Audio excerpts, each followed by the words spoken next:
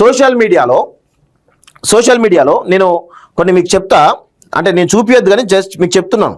Social మీడియాలో బండి సంజయ్కి సంబంధించినటువంటి అనుచరులు చాలామంది కూడా ఏమంటున్నారు, ఈ యొక్క సోషల్ మీడియాలో అమ్మాయి యొక్క ఐడెంటిటీ బయటపెట్టడం జరిగింది. వాళ్ళందరికీ కూడా ఎవరైతే అమ్మాయి యొక్క ఐడెంటిటీ కానీ వాళ్ళ తల్లిదండ్రుల యొక్క ఐడెంటిటీ ఎవరైతే ఉన్నారో బయట పెడతారో వాళ్ళ పైన ఏ కేసులు బుక్ అవుతాయంటే, ఒకసారి చూడండి మీకు చెప్తా. నేను ఆల్రెడీ అడ్వకేట్తో కూడా మాట్లాడినా ఇలాంటి పరిస్థితులు ఏముంటుంది అని చెప్పేసి అడిగితే, సెక్షన్ 23 ఆఫ్ ఈ యాక్ట్ ఏదైతుందో, ఈ పి యాక్ట్ ఏదైతుందో, సెక్షన్ 23 ఆఫ్ పి యాక్ట్ ప్రకారం వీళ్ళపైన కేసు నమోదు చేసేటువంటి అవకాశం ఉంది. అదేవిధంగా సెక్షన్ 72 ఆఫ్ ఐటీ యాక్ట్ కింద కూడా కేసు నమోదు చేయడానికి అవకాశం ఉంది అనేది చట్టం చెప్తా ఉంది. ఎవరైతే సోషల్ మీడియాలో ఈ అమ్మాయి యొక్క ఐడెంటిటీ బయట పెడుతున్నారో వాళ్ళందరిపైన కూడా ఈ పి ఏదైతే యాక్ట్ ఉందో ఆ యాక్ట్ వర్తించేటువంటి అట్రాక్ట్ అయ్యేటువంటి అవకాశం ఉంటుంది. మీరు కూడా జైలు పోయేటువంటి అవకాశం ఉంటుంది. 2 నెలల వరకు బెయిల్ రాదు. ఇది అందరూ గమనించండి. 100% ఈ కేసులో ఆ అమ్మాయి యొక్క మైనర్ అమ్మాయి కాబట్టి ఆ అమ్మాయి యొక్క ఐడెంటిటీ బయట పెట్టడం సముచితం కాదు. ఎంత దిగజారి ప్రవర్తిస్తున్నారు బండి సంజయ్కి సంబంధించినటువంటి అంశాలుగా. బండి సంజయ్ కానీ మీడియాని మేనేజ్ చేసిరు, సోషల్ మీడియాను కూడా ఇన్ఫ్లుయెన్స్ కూడా మేనేజ్ చేస్తా ఉన్నారు. అది కూడా చెప్తా క్లియర్గా, దాని కూడా స్టోరీ ఉన్నది, అది కూడా చెప్తా. సో ఇప్పుడు అమ్మాయి యొక్క కుటుంబాన్ని, బాధితురాలు ఎవరైతే ఉన్నారో ఆ అమ్మాయి యొక్క ఐడెంటిటీ బయటపెట్టి, ఆ కుటుంబ సభ్యుల ఐడెంటిటీ బయటపెట్టి ఈరోజు కేసును నీరుగార్చేటువంటి ప్రయత్నం జరుగుతూ ఉంది. మొత్తం మానసికంగా ఆ యొక్క బాధితురాలి కుటుంబాన్ని ఇబ్బంది పెట్టేటువంటి ప్రయత్నం జరుగుతూ ఉంది. నేను చెప్పాను కదా, రేవంత్ రెడ్డి గారు మీకు చిత్తశుద్ధి ఉంటే నేను లింక్స్ ఇస్తా. మొత్తం లింక్స్ నా దగ్గర ఉన్నాయి. దాదాపు 30-40 లింక్స్ ఉన్నాయి. సోషల్ మీడియాలో పెట్టే లింక్స్ ఇంకా చాలా ఉన్నాయి. ఎవరైతే అమ్మాయి యొక్క ఐడెంటిటీని బయట పెట్టిరో, అమ్మాయి యొక్క ఐడెంటిటీ బయట పెట్టిరో వాళ్ళందరిపైన కూడా మీరు ఈ యొక్క చట్టాల ప్రకారం ఎవరైతే బండి సాయి భగీరథ్ పైన ఏ కేసు అయితే పెట్టిరో ఆ చట్టాల ప్రకారం వీళ్ళపైన కూడా కేసు నమోదు చేయాలి. చట్టం ప్రకారం చెప్తున్నాను, నేను వేరే చట్టం దాటి చెప్పట్లేదు. బండి సంజయ్ మీరు కేంద్ర హోంశాఖ మంత్రిగా ఉన్నారు. ఈ దేశ రక్షణ, అంతర్గత రక్షణ కోసం నియమింపబడ్డటువంటి ఒక కేంద్ర మంత్రి మీరు ఈరోజు చట్టాలని గౌరవించరు. మీ సొంత కొడుకు ఆయన పైన కేసు అయితే మీరు ఏం చేయాలి? మీరు రిజైన్ చేయాలి. మీకు అంత చిత్తశుద్ధి ఉంటే రిజైన్ చేయాలి. మీ కొడుకుని తీసుకుపోయి అప్పేపి పారదర్శకంగా విచారణ చేయమని చెప్పాలి. కానీ ఈరోజు మీరు ఏం చేస్తున్నారు? ఈ దేశాన్ని అంతర్గత భద్రత కాపాడాల్సిన పొజిషన్లో ఉన్నటువంటి మీరు, దానికి విరుద్ధంగా చట్టాలను కాపాడాల్సినటువంటి మీరు, లా అండ్ ఆర్డర్ను కాపాడాల్సినటువంటి మీరు ఈరోజు వాటికి విరుద్ధంగా పనిచేస్తూ ఉన్నారు. ఇది ఎంతవరకు సమంజసమో అర్థం చేసుకోవాలి. ఒక మైనర్ అమ్మాయి యొక్క ఐడెంటిటీ బయట పెట్టద్దని చెప్పేసి ఈ యాక్ట్లో చాలా స్పష్టంగా ఉన్నది. కానీ మీరు వాళ్ళను భయభ్రాంతులకు గురి చేయడానికి, మానసిక ఒత్తిడికి గురి చేయడానికి ఈరోజు మీరు ఆ యొక్క ఐడెంటిటీని మీ ద్వారా బయట పెడుతున్నటువంటి అనుమానాలు చాలా బలంగా వినిపిస్తూ ఉన్నాయి. ఇది చాలా చాలా చాలా దుర్మార్గమైనటువంటి పరిస్థితి అనేది మేము చాలా స్పష్టంగా చెప్పదలుచుకున్నాం. ఎవరెవరైతే ఐడెంటిటీ బయట పెట్టిరో రేవంత్ రెడ్డి గారు, ముఖ్యంగా సిట్ అధికారి ఎవరైతే నియమపడ్డారో ఆ మేడం గారికి, ఐపీఎస్ గారికి నేను విన్నవిస్తా ఉన్నాను. ఎవరైతే అమ్మాయి ఐడెంటిటీ బయట పెట్టిరో వాళ్ళ పైన మీరు ఈ యాక్ట్ ప్రకారం, నా దగ్గర 2 సెక్షన్స్, నేను ఒక అడ్వకేట్ అయితే 2 సెక్షన్స్ ఉన్నారు, ఏవైతే అట్రాక్ట్ అయితే వాటిని పెట్టి ఇమీడియట్గా ఆ వీడియోలు డెలీట్ చేయడం, వాళ్ళని ఇమీడియట్గా అరెస్ట్ చేయడం చేయాలని చెప్పేసి కూడా ఈరోజు నేను కోరుతా ఉన్నాను తెలంగాణ ప్రభుత్వాన్ని, తెలంగాణ హోంశాఖను, పోలీస్ డిపార్ట్మెంట్ని. ఇది ఒక విషయం. ఇంకొక విషయం, బండి సంజయ్ సేన అనుకుంటూ, లేకపోతే బండి సంజయ్ ఎంత దుర్మార్గంగా వ్యవహరిస్తున్నాడు, తన యొక్క పవర్స్, అధికారాలన్నీ ఉపయోగించి. ఆల్రెడీ మీరు గమనించండి, శాటిలైట్ మీడియా, ప్రింట్ మీడియా ఏ విధంగా అమ్ముడు పోయినా మనం చూసినాం. శాటిలైట్ మీడియా, ప్రింట్ మీడియా ఏ విధంగా అమ్ముడు పోయి మహాన్యూస్ వంశీ ఎంత దుర్మార్గంగా, నిర్లజ్జగా, అసలు వానికి కూడా పిల్లలు ఉంటారు కదా, వానికి కూడా అమ్మాయి ఉంటుంది కదా, మీ భార్య కూడా ఒక అమ్మాయే కదా, ఒక స్త్రీయే కదా, ఒక మహిళనే కదా. ఒక అమ్మాయి పైన జరిగినటువంటి ఈ కేసు సంబంధించి మీరు విచక్షణ కోల్పోయి ఏదో నరేటివ్ బిల్డ్ చేయాలని ప్రయత్నం చేస్తూ ఉన్నారు.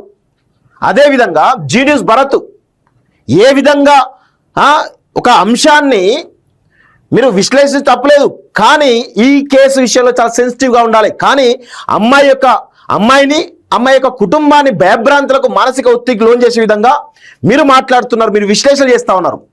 అది తప్పు కదా, అది తప్పు కదా. అదేవిధంగా ఏబిఎన్ ఆంధ్రజ్యోతి కానీ, TV9 కానీ ఏ ఛానల్ కానీ ఒక్క ఛానల్ అంటే ఒక్క ఛానల్ కూడా దీనిపైన ప్రసారం చేయలేదు. అందరికీ కూడా ముడుపులు పెద్ద ఎత్తున ముట్టినాయి అని చెప్పేసి చాలా స్పష్టంగా తెలుస్తూ ఉంది. ఇక ప్రింట్ మీడియాలో అయితే ఒక్క కథనం కూడా రాలే. నేను చూపిస్తా, ఇవాళ కూడా చూపిస్తా, అది కూడా వాళ్ళ బండారం మొత్తం కూడా చూపిస్తా. మూడోది ఇక అయిపోయింది.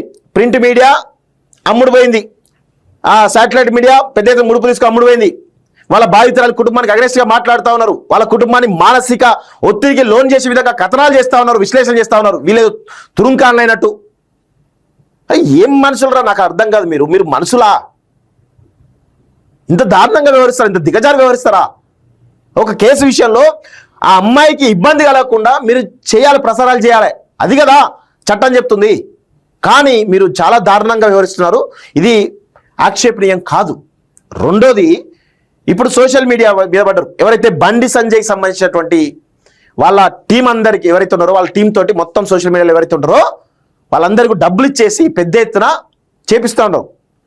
డిజిటల్ మీడియాలో కూడా కొంతమంది ఆ అమ్మాయి యొక్క ఫోటోలను బయటపెట్టి, ఆ వీడియోలను బయటపెట్టి, ఆ మార్పు చేసి లేకపోతే ఆ తల్లిదండ్రుల ఐడెంటిటీ బయట పెట్టేటువంటి ప్రయత్నం చాలా పెద్ద ఎత్తున చేస్తూ ఉన్నారు. ఇది కేవలం వాళ్ళ యొక్క బాధితుల తల్లిదండ్రులను భయభ్రాంతులకు, మానసిక ఒత్తిడికి గురి చేసేటువంటి పరిస్థితి కనబడతా ఉంది. ఇది ఎందుకు చెప్తున్నానంటే చట్టంలో ఏముందో నేను చెప్తా క్లియర్గా. ఒకసారి చూడండి, చట్టం చెప్తున్నట్టు విషయాలు చెప్తా. చాలా మంది ఏమంటున్నారు, ఈ ఇన్ఫ్లుయెన్సర్ కొత్తగా నిన్నటి నుంచి కొంతమంది ఇన్ఫ్లుయెన్సర్స్ కానీ కొంతమంది ఛానళ్ళ వాళ్ళు అందులో మళ్ళీ లేడీస్ తోటి చేపిస్తున్నారు. వాళ్ళ బండారం చాలా పెద్ద ఉన్నది, వాళ్ళ యొక్క కథలు చాలా పెద్ద ఉన్నాయి. వాళ్ళ బతికే నీచమైన బతుకు, అలా బతికే నీచమైనటువంటి బతుకు. అలాంటి వాళ్ళు ఈరోజు ఎంత దారుణంగా అంటే, ఇప్పుడు అమ్మాయి కూడా తప్పు చేసింది కదా, అమ్మాయి కన్సర్న్తో చేసింది కదా అని మాట్లాడుతున్నారు. తెలివి ఉందా మీకేమన్నా? చట్టం ఏం చెప్తుంది తెలుసా? ఇక చూడండి, చట్టం చెప్పేటువంటి ప్రధానమైనటువంటి కారణాలు చిన్నారుల నిర్దయ సామర్థ్యం పూర్తిగా అభివృద్ధి కాలేదని భావించడం. అర్థమైందా? ఇక్కడ నేను ఎందుకు చెప్తున్నా ఈ పాయింట్ అంటే, మీరు గమనించండి, ఈ 80 ఏళ్ళ ఎన్డి తివారీ గవర్నర్గా ఏ విధంగా చేసినా మనం చూస్తాం. దాన్ని ఏబిఎన్ ఆంధ్రజ్యోతి బయటపెట్టింది. ఆశారాం బాబా ఏ విధంగా మహిళలను ఇబ్బంది పెట్టిండో, లైంగిక వేధించడో మనందరం కూడా చూసాం. కొంతమంది సద్గురులు చేసిరు, పబ్లిక్గానే గిల్లుడు చేసిరు, అది అందరం చూసాం. హీరోయిన్లు కూడా గిల్లిన సందర్భాలు ఉన్నాయి. అంటే బాబాలు, నేను ఏమంటున్నా అంటే ఎమోషన్స్ కంట్రోల్గా, అంటే వాళ్ళు పొద్దున్న లేస్తే దేవుడు ధ్యానం అని తమ యొక్క మొత్తం బాడీని అంతటిని కూడా కంట్రోల్లో పెట్టుకునేటువంటి బాబాలే, అది కూడా 80 సంవత్సరాలు బాబాలు పొలిటీషియన్స్ ఎవరైతే ఉన్నారో 80 సంవత్సరాలు 70 సంవత్సరాలు 60 సంవత్సరాలు ఉన్నటువంటి ఈ బాబాలు ఎవరైతే ఉన్నారో వీళ్ళు తమ యొక్క విచక్షణ కోల్పోయి మహిళల పైన లైంగికంగా చూడడం. ఆయన ఎవరు ఉన్నారు కదా స్వామి, ఆ హీరోయిన్తో తమిళనాడులో ఏదో హీరోయిన్తో ఉన్నారు కదా, ఆయన పేరు కూడా గుర్తుకొస్తా, పెద్ద లోకం పెట్టిండు, ఆ బయట దీవిలోకి పోయి ఒక దేశాన్ని సృష్టించింది కదా, ఆయన పేరు గుర్తుకొస్తలేదు నాకు. సో అలాంటి బాబాలు అన్ని కంట్రోల్, తమ యొక్క మొత్తం కింద నుంచి పైదాకా అన్ని యొక్క తమ కంట్రోల్లో ఆధీనంలో ఉంచుకోసం వాళ్ళే ఈరోజు అదుపు తప్పుతా ఉన్నారు. ఎన్డి తివారీ లాంటి 80 ఏళ్ళ ముసలోడు ఈరోజు గవర్నర్ ఆఫీస్లో అడ్డంగా దొరికింది కదా. సో చాలామంది మొగళ్ళు ఏ ఏజ్ అయినా సరే అమ్మాయిని చూడంగానే ఏదో విధంగా మానసిక ఒత్తిడి ఏదో ఒక విధంగా వీక్ అయిపోయి లొంగిపోతారు కదా. మరి ఈ క్రమంలో బిలో 18 ఉన్నటువంటి ఎవరైతే ఈ మైనర్లు ఎవరైతే ఉన్నారో అబ్బాయిలు కానీ అమ్మాయిలు కానీ ఈ నిర్దయ సామర్థ్యం పూర్తిగా అభివృద్ధి కాలేదని భావించడం వల్లనే ఈ చట్టం వచ్చింది. ఈ చట్టం నేరం గురించి అని పక్కన పెట్టండి, సెక్షన్ల గురించి పక్కన పెట్టండి. దీని ప్రధాన ఉద్దేశం ఏంటి అంటే వీళ్ళు ఏంటంటే ఈ చట్టం ప్రకారం వీళ్ళు మైనర్స్, చిన్నవాళ్ళు, వీళ్ళు ఈజీగా తొందరగా ఒత్తిడికి లోనవుతారు, తొందరగా మోసపోతారు, తొందరగా ఎమోషనల్ ఇన్ఫ్లుయెన్స్ కాగలుగుతారు, తొందరగా మ్యానిపులేషన్ కాగలుగుతారు. ఈ 4 కారణాలు ఏవైతే ఉన్నాయో ఈ 4 కారణాలే ఈ చట్టం యొక్క ప్రధాన ఉద్దేశం. ఇది తెలియకుండా కొంతమంది ఎంత గలీజ్గా, అది కూడా కొంతమంది లేడీ ఇన్ఫ్లుయెన్స్, మహిళా ఇన్ఫ్లుయెన్సర్స్, ఇక వాళ్ళ చరిత్ర చెప్తే చాలా నీచంగా ఉంటుంది. ఒక్కొక్కరి చరిత్ర చాలా నీచంగా ఉంటుంది. వాళ్ళ బ్యాక్గ్రౌండ్ తీస్తే ఉంది, చిట్టా అంతా ఉన్నది. అదంతా ఎందుకు పాప, మనం కూడా మహిళలను గౌరవిస్తాం అని చెప్పేసి మనం ఏం బయట పెట్టట్లేదు. కానీ ఇక్కడ ప్రధానమైనటువంటి పాయింట్ ఏంటంటే ఇన్ని రకాలుగా, అంటే బిలో 18 ఇయర్స్ ఉన్నటువంటి ఎవరైతే మైనస్ అబ్బాయి అయినా అమ్మాయి అయినా మీరు గమనించండి, తొందరగా వాళ్ళకు హార్మోన్స్ ఫాస్ట్గా రిలీజ్ అవుతూ ఉంటాయి. సో అందుకే ఉద్రేకానికి తొందరగా లోనవుతూ ఉంటారు, ఈజీగా ఎమోషనల్ ఇన్ఫ్లుయెన్స్ కాగలుగుతారు. అదే చేసిండు బండి సాయి భగీరథ్ చేసినటువంటి విషయం ఏంది, ఆయన ఎమోషనల్గా ఇన్ఫ్లుయెన్స్ చేసిండు అమ్మాయిని. అందులో భాగంగానే ఆమె ఎమోషనల్గా ఇన్ఫ్లుయెన్స్ అయింది కాబట్టే ఈరోజు ఆమె లొంగిపోయిందా లేదా అనేది విచారణ తెలుస్తుంది. దానికి సంబంధించి వీడియోలు పెట్టి అమ్మాయి కన్సెంట్ తోటే, ఇక్కడ చట్టం ప్రకారం మాట్లాడుతాం, చట్టం ప్రకారం కన్సెంట్ కంటే కూడా అమ్మాయి మైనర్ బాలిక కన్సెంట్ కంటే కూడా మైనర్ ప్రొటెక్షనే ప్రధానమైనటువంటి పాయింట్గా ఈ చట్టం చెప్తా ఉంది. అమ్మాయి ఇష్టపూర్వకంగా మాట్లాడిందా, లేకపోతే తనతో ఫ్రెండ్షిప్ చేసిందా, లేకపోతే ఇంకేం చేసిందా అని పక్కన పెడితే షీఈ్ ఏ మైనర్ ప్రొటెక్షన్ అనేది ఈ చట్టం యొక్క ప్రధాన ఉద్దేశం. కన్సెంట్ అనేది సెకండ్ తర్వాత విషయం. అమ్మాయి బయటికి వచ్చి నా కన్సెంట్ తోటే నేను అబ్బాయితో కలిసిన అని అంటే తప్ప అప్పటి వరకు ఇది చట్టం అనేది ఈ విధంగానే ఉన్నది అనేది గుర్తుపెట్టుకోవాలి. అందుకే చాలా స్పష్టంగా చెప్తున్నాను, మీరు ఎవరైతే చేస్తున్నారో మీ అందరికీ కూడా మీ పైన కూడా ఈ యొక్క చట్టం సంబంధించిన కేసులు అయ్యేటువంటి అవకాశాలు ఉన్నాయి. జాగ్రత్తగా చేయండి, చేయొద్దంటలేదు, చేయండి, జాగ్రత్త చేయండి. ఇది ఈ కేసు సంబంధించినటువంటి పూర్వాపరాలు. దీనిపైన ఖచ్చితంగా రేపో మాపో కొన్ని కీలక విషయాలు కూడా బయటకు వచ్చేటువంటి అవకాశాలు అయితే చాలా స్పష్టంగా కనబడతా ఉన్నాయి.